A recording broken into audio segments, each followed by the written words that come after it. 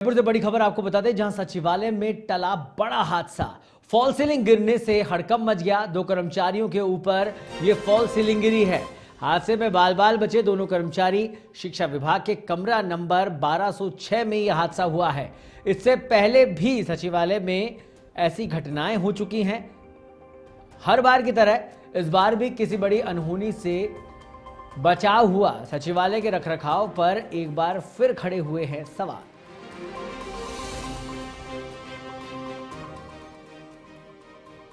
दो कर्मचारियों के ऊपर फॉल सीलिंग गिरी। हादसे में बाल बाल बचे दोनों कर्मचारी। शिक्षा विभाग के कमरा नंबर 1206 की घटना है और तस्वीरें इस समय आपकी टीवी स्क्रीन पर है।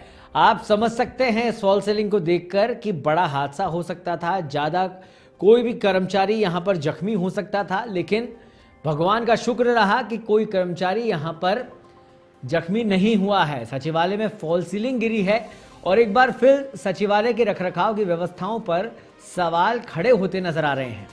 1206 नंबर, कमरा नंबर 1206 की ये घटना है, जहां पर नीचे आप देख सकते हैं कि बैठने की जगह है, कंप्यूटर रखा हुआ है।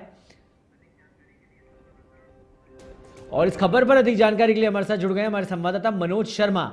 मनोज, फॉल सीलिंग गिरी है सचिवालय में 1206 रूम नंबर के अंदर, और ये अपने आप में बड़ी घटना है क्योंकि कर्मचारी नीचे बैठते हैं और ऐसे में कोई भी व्यक्ति ज्यादा जख्मी हो सकता था। मनोज। जी सौरभ, बिल्कुल बताना चाहूंगा।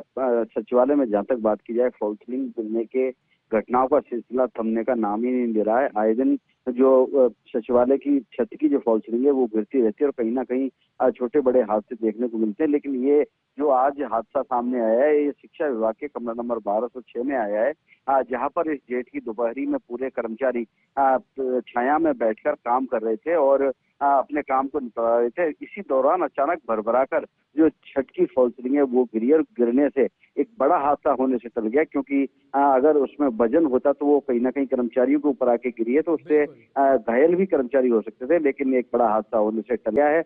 अब यहाँ पर जो आवश्यकता है सौरभ, वो सबसे बड़ी आवश्यकता है जो यहाँ का प्रबंधन है, पूरी जो व्यवस्था है, खास करके सचिवालय में ये पहला कमरा नहीं है जिसकी फॉल सीलिंग गिरी हो। अगर तीनों मंजिलों की फॉल सीलिंग की बात की जाए तो कहीं ना कहीं किसी ना किसी कमरे में ये फॉल सीलिंग गिरती रहती है। ऐसी घटनाएं आए दिन होती रहती है। आवश्यकता यहाँ पर यह है कि सरकार को चाहिए कि इसकी माकूल व्यवस्था की जाए, जिससे कि आने वाले समय में इस तरह से फॉल सीलिंग न गिरे।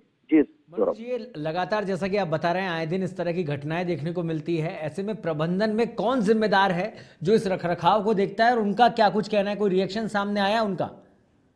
जी सौरभ, बिल्कुल कह सकते हैं। जहाँ तक है पूरी जो घटनाक्रम है इसके लिए जो सचिवालय प्रबंधन है वही जिम्मेदार है। जो पूरी इसकी मेंटेनेंस की व्यवस्था रखता है उसी के जिम्मे पूरी व्यवस्थाएं जो होती हैं। लेकिन यहाँ पर जब इस तरह की घटनाओं को रोकने के लिए जवाब मांगा जाता है तो कोई भी विभाग इसकी जिम्मेदारी नहीं लेता। लेकिन इस तरह की घटनाएं कहीं ना कहीं जो कर्मचारी हैं, अधिकारी हैं, उनके लिए भी एक बड़ी घटना का सबब बन सकती है। अब यहाँ जो आवश्यकता है, प्रबंधन को तुरंत व्यवस्थाएं ऐसी हैं जो करनी चाहिए जिससे कि फॉल सीलिंग की घटना को रोका जा सके।